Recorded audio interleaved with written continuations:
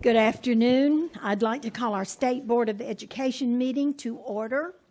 And at this time, I would like to call on our Vice Chair, David Mathis, to lead us in the Pledge of Allegiance.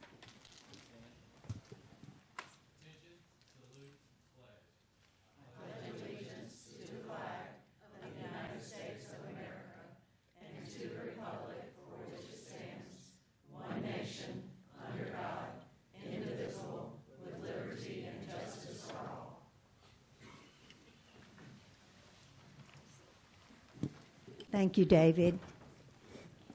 I want to remind all of our board members today, as well as any other speakers that come before us, to speak directly into the microphone. We are recording today for minutes, and we want to make sure that our minutes can be transcribed without leaving out any important information.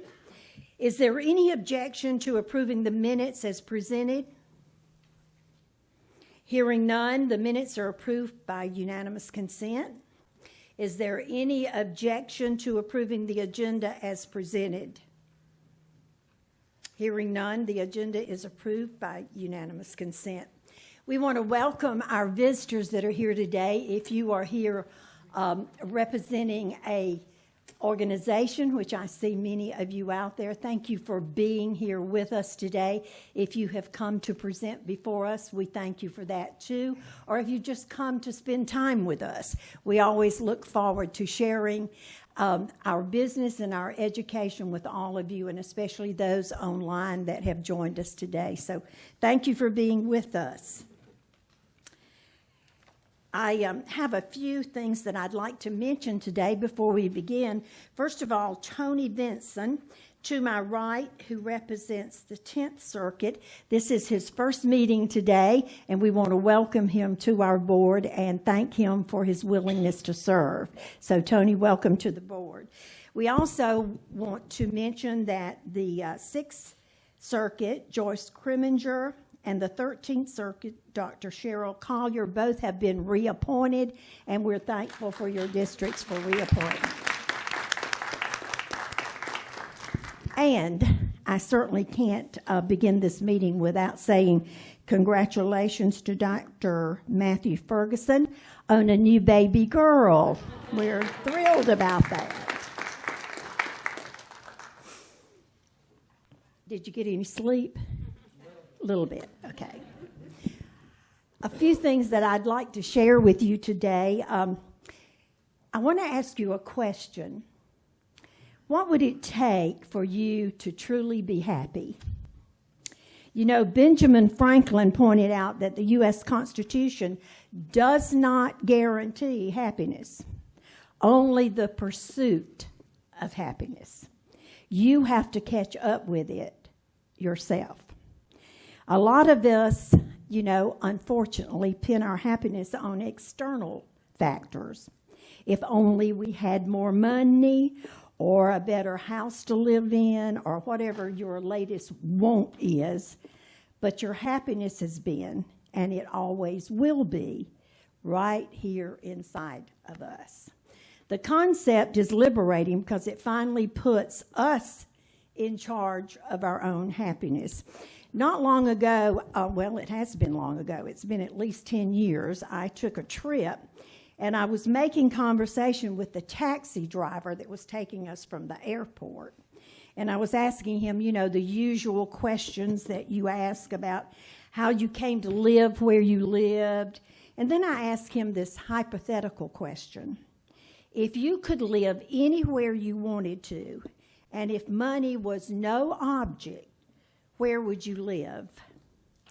Without hesitation, even a second, he replied, I'd live in my heart.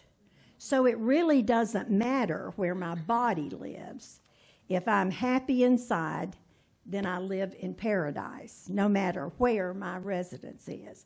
Now, I felt a little humbled by that and a little foolish for my question. Of course, he was right. Happiness is an inside job. He had reminded me of something I already knew, but I had forgotten. If you can't find happiness inside yourself, You'll never find it in the outside world, no matter where you move. Whenever you go or wherever you go, there you are. You take yourself with you. And I'm grateful for that wisdom some 10 years ago. You know, March is a very special month for many reasons, including holidays, awareness months, and transition from winter to spring. We have St. Patrick's Day, March the 17th. Everything turns green. We have a daylight saving time when the clock moves forward. Fat Tuesday is the day before Ash Wednesday. It is also Dr. O'Shields' Women's International Day. How about that? A day to celebrate women's rights. And this is for our superintendent. It is unofficially National Puppies Day. And you know, she has a new puppy, or it's not new anymore, but a beautiful puppy. Awareness days are Nutrition Month. Think about that. Women's History Month. Social Workers Month, which I love because we have so many wonderful social workers out there working for us. And it's also National Peanut Month. And if you think about spring, you're going to think about it's Plant a Flower Day. It's also Agricultural Day in this month, which means so much for those farmers out there that are providing all the food that we eat. It's also National Forest Month. And we want to say an extra prayer for our North Carolina and our South Carolina and the beautiful forests that are being burned these days. Say a prayer for that. And then it is National Butterflies Day. And when I think about that, I think about those butterflies whose wings are so beautiful and fragile, and during rain they hide. But when the sun comes out, they're out to show their beauty. Cherry Blossom Festival is in this month, and March Madness for all our basketball players. So if you think about it, March symbolizes a new beginning, a rebirth, and a renewal. The daffodil is the flower of the month, and the daffodil symbolizes hope, joy, and new beginnings. And it's also a symbol of good luck, fortune, and courage. And when I think about all of those adjectives that we put forth, I think about how important the education is to this world, to this nation, and to this state. And I thank all of you who make our education the best it can be in this state. And Superintendent Ellen Weaver, we go to you now, and thank you for what you do. Yes, ma'am. Thank you so much, Chair Lady Allison. And March is also a very special month to me because it's the month of my birth, so I'm wearing my aquamarine for the month, and I love the daffodils. Well, happy birthday and the daffodils. Thank you very much. And I just love the story of the taxi driver. What an inspiration. And that is one of the things that I'm so excited about in terms of some of the things that we're working on with the CARE program, the Character and Resilience Education, and the Maxwell curriculum that I've talked about with the board before, is that that's the whole idea behind this curriculum, is that we want to inspire and instruct our students about the power that lives inside of them to be resilient, that they are capable and that they are in control of their happiness. So what a beautiful, beautiful story. Today, I just wanted to ever so briefly run through a report that we have just released from the Department of Education in collaboration with our partners at the Foundation for Excellence in Education, that is all about building on South Carolina's ongoing efforts to recruit and retain the very best teachers in our classroom. We know that a teacher is the secret sauce for success if these kids are going to learn. And so just to kind of review at a very high level some of the things that South Carolina already has in that recruitment and retention pipeline. We have at the beginning of the pipeline a project here at the Department of Education called Teach SC, which is a portal that people who are interested in being teachers can go to. They can talk to another teacher who can help walk them through the process of what it takes to become a teacher and help smooth that transition into whether one of our EPPs or one of our alt-cert programs, and really help facilitate their journey. We have obviously salary initiatives that are underway. We know that compensation matters and teachers need to be paid like the professionals they are. I'm so excited and grateful for the investment that we have seen over the last 6 to 7 years from the General Assembly in raising our starting teacher pay, in extending the salary schedule to recognize our veteran teachers. And we know there's still more work to do, so we are still in the budget process right now to see where we'll land on raising the teacher salary again this year, but I am confident that there's agreement between the House and the Senate that we're still negotiating over the amount, but that we will see progress towards that $50,000 starting salary by 2026. I'm also very excited about a strategic compensation pilot program that Dr. Ferguson and his team are working to unroll. We have our first call with districts tomorrow for the technical assistance and support for that program, but we had 118 schools for a total of $22 million in requests that applied to be part of this strategic compensation program. We only had $5 million from the General Assembly to give out for the pilot program, and so we have 38 schools who have been approved in 30 districts, and every district that applied did get at least one school in the pilot program. And then we have requested money again this year in my budget to sustain that pilot program into the second year going forward. So very excited to report back to you all on that. We have looked at how we can help teachers with their time in terms of, the time that they spent creating lesson plans, curating content and everything by providing high quality instructional materials, HQIM, and then the professional development that goes along with that. I'm so thankful for the work that Mary is doing with our districts and our teachers to cut some of the certification and renewal red tape, and to work with districts to really make it much simpler to document the ongoing renewal credits that teachers earn. And so, Mary, thank you to you and your team for the ongoing work that you're doing there. Of course, we know that we've asked teachers to be everything to everyone, and they can't be. And so we need our communities engaged. And so the community engagement work that we're doing here at the department to really put out the call to action to our communities that they don't have to be a PhD in education in order to go into our schools and support them in a meaningful way. It can be as simple as just going into the lunchroom and sitting there for an hour so that a teacher can have their planning period. So those are some of the tangible things that we're doing in addition to the actual environment of the school itself. I am so pleased to report to you again that the ongoing anecdotal conversations that we have been having with teachers around the cell phone policy and what it is doing for the atmosphere, culture, and environment of the school has been very, very positive. And we will do a formal survey of that this spring as required under the state regulation. But I'm so encouraged by the feedback that we're getting from teachers, I should say. But we know that that is not enough and that there's still more to do. And so enter this report that was put together by what we called the START Committee, and that stands for Strategic Talent Acquisition and Retention Task Force. And just a little bit about how this committee developed. So 2 years ago, the General Assembly created a teacher recruitment and retention task force that was chaired by former Superintendent Dr. Barbara Nielsen. They put forward a number of recommendations in that report, and we have been, as an agency, working through those recommendations in a strategic way. And so this START report really builds on the recommendations that started with that initial teacher recruitment and retention task force, putting a little bit more meat on the bones in terms of what it means to actually implement some of these policies in partnership with the General Assembly and with our local districts.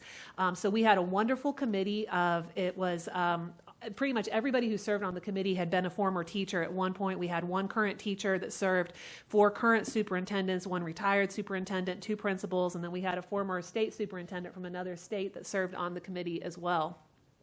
And so they came together, digested the original Recruitment and Retention Task Force report. We heard from national experts on teacher recruitment and retention policy that brought real data about what is happening in other states and what's happening across the country. And we also heard from other states who are dealing with a lot of the same issues that we are here in South Carolina. And so we synthesized all that learning over the span of the 6 months that this committee was meeting, and that is what resulted in the 9 or 10, I should say, recommendations that have been put forward in this report. I'm not going to read all those recommendations to you now. We'll provide you a link to the report so that if you want to read it, you'll have access to do that. And of course, we welcome any questions, but just to look at it very quickly at a very high level, there were 4 primary buckets of work or strategies that we were looking at. The first one was around compensation and evaluation.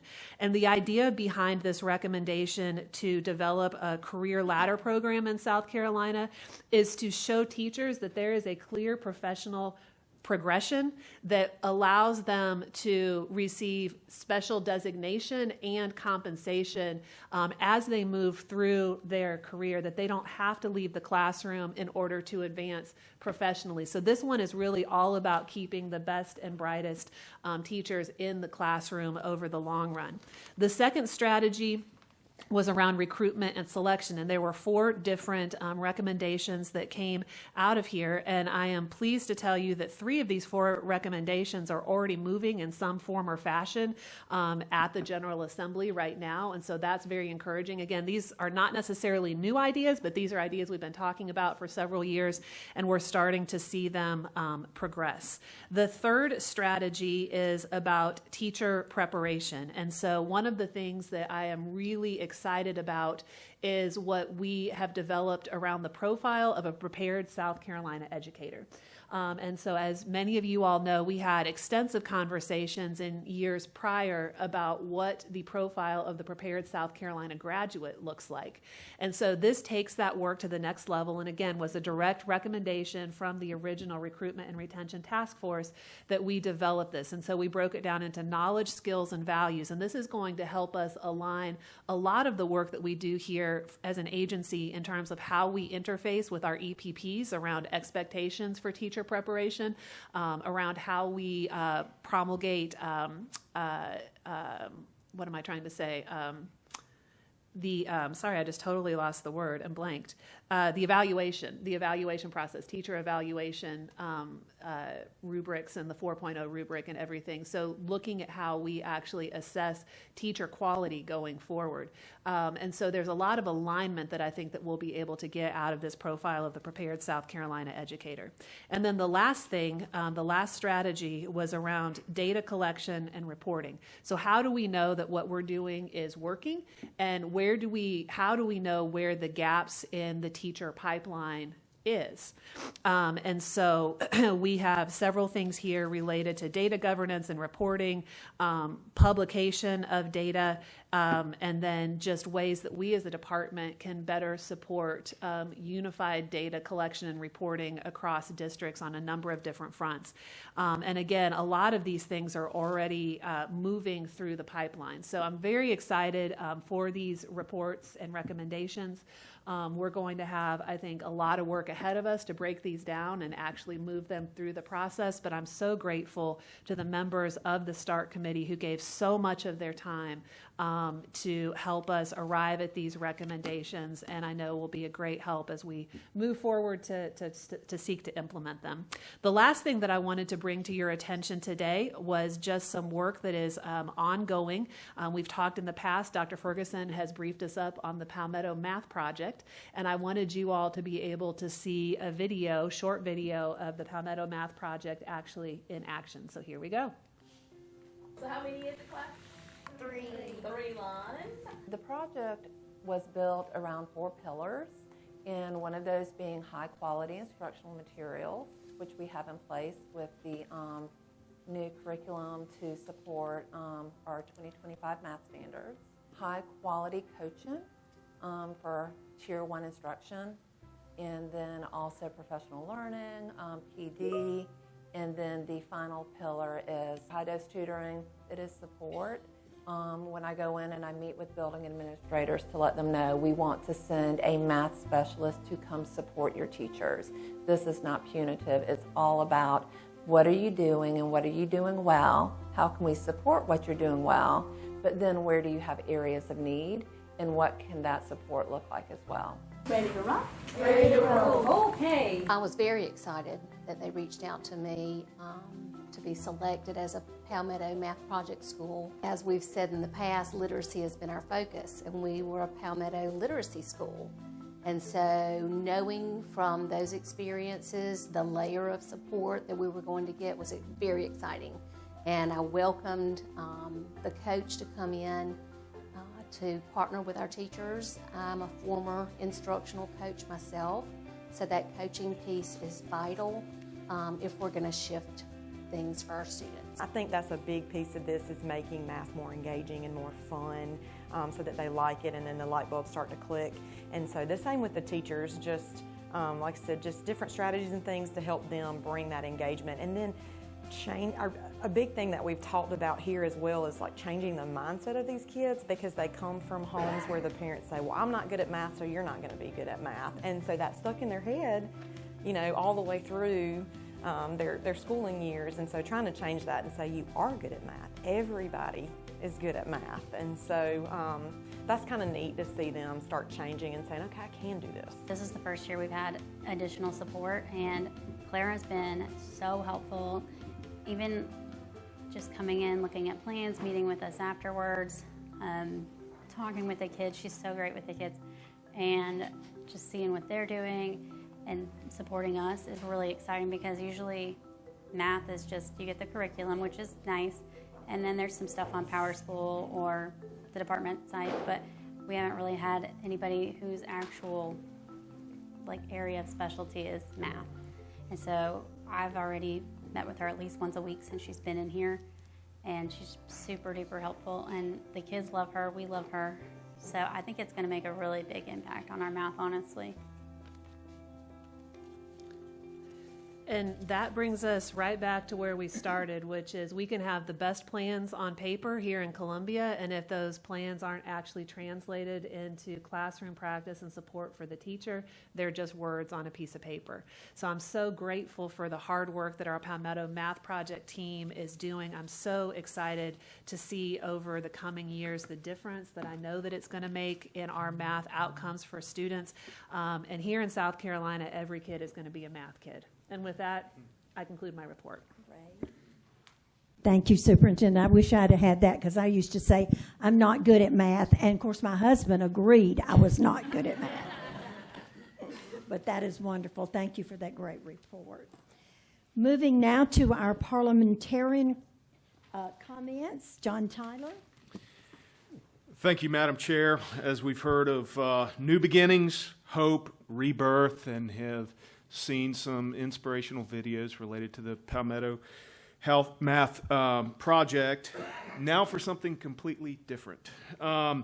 Your statement of economic interest is due on March 30th at noon. I will stay around and field any questions today that you may have. Some of you I know who have completed this, and others maybe is still ongoing. If I am unable to answer, I will help get you in touch with the right person at the Ethics Commission who can. And that concludes my last update on the Statement of Economic Interest until January of 2026. Thank you so much, especially ending with ethics reports. That's sort of moving on with a little hope that we all get those in. We're going to move now to our public comment portion, and we certainly appreciate your interest in public education. You will be allotted 5 minutes for your comments, and since we're hearing your comments for the first time, it's our policy to accept your comments as information, and if we have questions or need additional information, we'll contact you at a later date. So we want to thank you for our understanding. And a little unusual, but we're really great to have Jane Massey. And Jane, where are you? Jane is our advocate for intellectual freedom. And Jane, we usually have 1,800 before us, so you picked a good day to come, a good day. Please speak into the microphone for minute purposes, and welcome to the podium. Thank you, and thank you for allowing me to speak. Today, I was especially encouraged by your report. Sounds like exciting things are happening for teachers. I also want to say thank you for Tony Vincent for representing Anderson and Coney counties, which is where I'm from. I am a retired school teacher and school counselor. I spent my entire career in Anderson District 4. I wanted to talk just a minute about the instructional materials review. I noticed the committee did not meet this morning, and I hope that's because they don't have any more materials to review. But I am concerned with the committee meeting strain from the instructional materials challenge pathway and self-selecting books to review. I was at the board meeting in January and heard the discussion explain that that was done as a model for the local school districts to follow. And according to the website, 4 of the 17 books that have been reviewed follow the instructional materials challenge pathway. And I hope I'm correct in thinking that all future reviews will follow the procedures as prescribed in the regulation. So that's what I wanted to say about that. And then I'd like to say I have a concern about school vouchers, as I'm sure you probably all do. I know it's not your decision, but I urge you to fully support public education. Taking money from general funds or the South Carolina money is taking money away from public schools. Our children, our families, and our teachers need you, the South Carolina Department of Education Board, to support them. Thank you. Thank you, Ms. Massey. Appreciate you coming before us today. Moving along to our state board items, our first up is our Policy and Legislative Committee. We had 5 items today for approval and no items for information. They were approved and placed on the consent agenda. We had a request for approval for property disposal from Colleton County. Spartanburg County School District 5 athletic waiver request. Greenville County School District waiver request. A Richland County School District waiver request. And a Greenville County School District waiver request. Those were all on our Policy and Legislative Committee agenda this morning. No information. The report stands as a motion made by the committee and it does not require a second. Is there any discussion? If not, all those in favor say aye. Any opposed likewise? Motion carries. Under our Educator Professions Committee report, I recognize Ms. Johnson to present the Educator Professions Committee report. Thank you, Ms. Allison.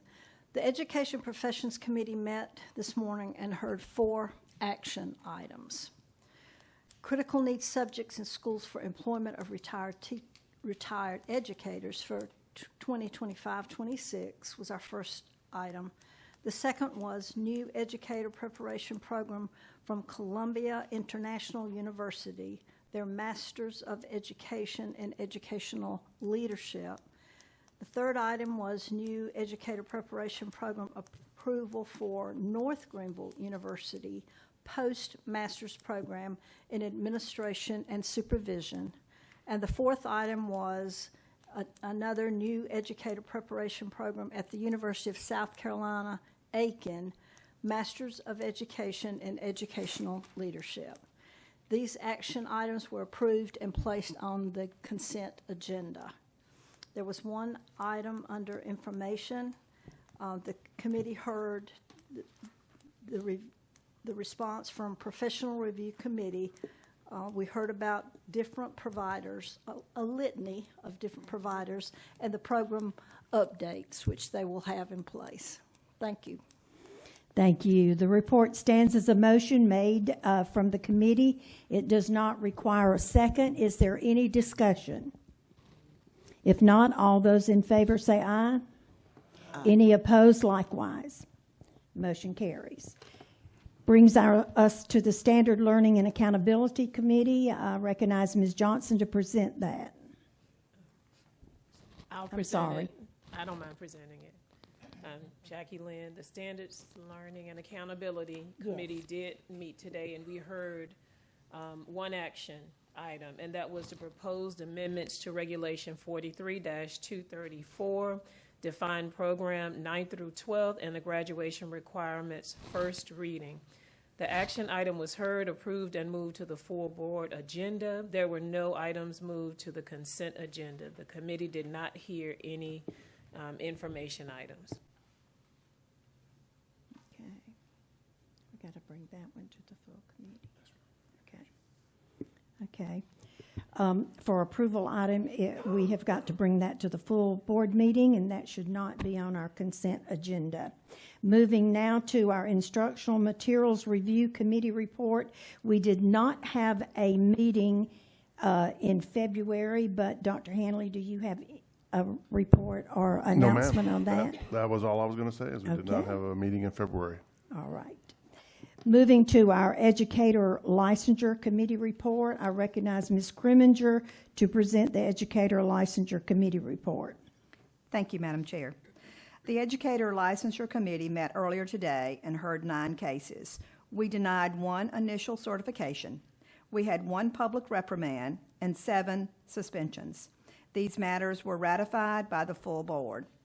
We truly appreciate the support of our General Counsel that they give this committee. They provide us so much information and help.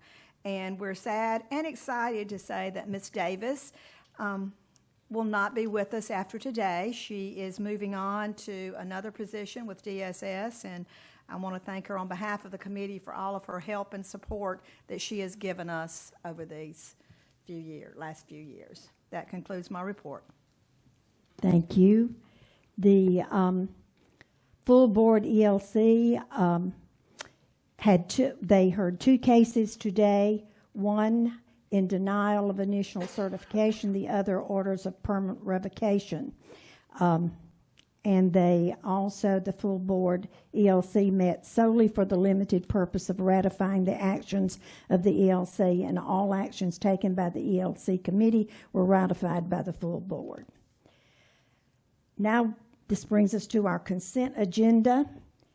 The consent agenda has been distributed. Is there a motion to approve? Madam Chair, Mathis makes the motion to approve the consent agenda. Okay. Is there a second? Hanley for second. Mm-hmm. Is there any discussion? If not, all those in favor say aye. Aye. Any opposed, likewise. Motion carries.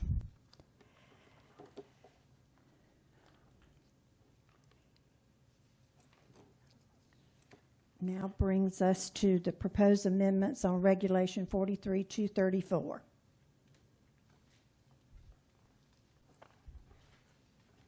Under our State Board of Education report. Good afternoon. Good afternoon. Thank you.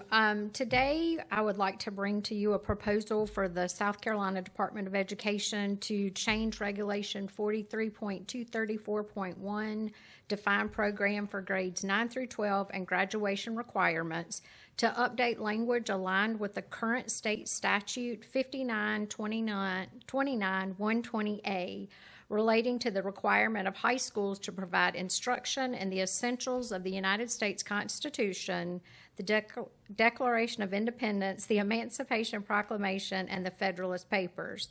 Currently, Regulation 43.234.1 does not include the Emancipation Proclamation. We are proposing adding the Emancipation Proclamation to bring the regulation in line with state statute.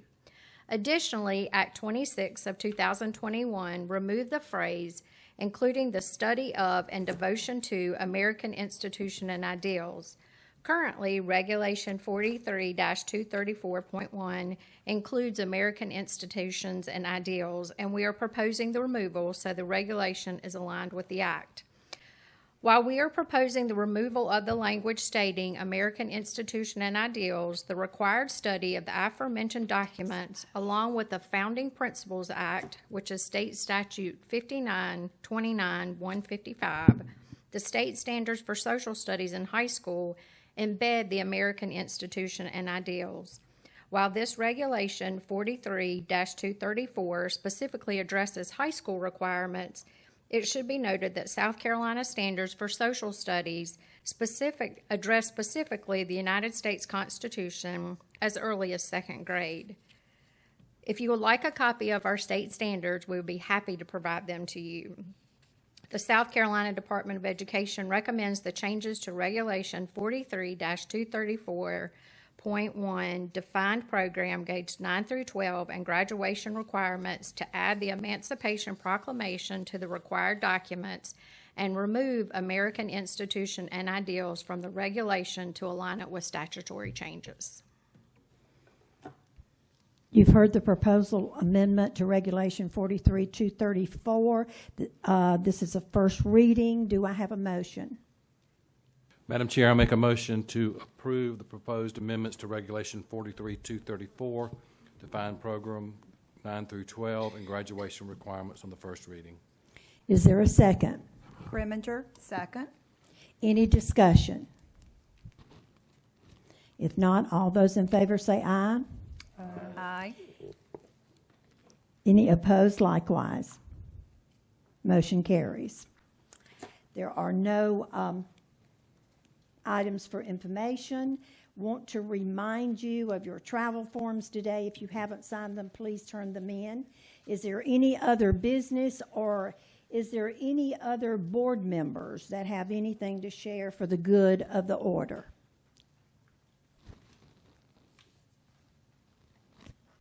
Y'all are quiet today. If not, then do I hear a motion that we adjourn? Madam Chairman. Yes, sir. I knew you were going to come forward. There was just something. I would like to make the motion we adjourn. Okay. Is there a second? All those in favor say aye. Any opposed likewise. Thank you. You all have safe journeys home.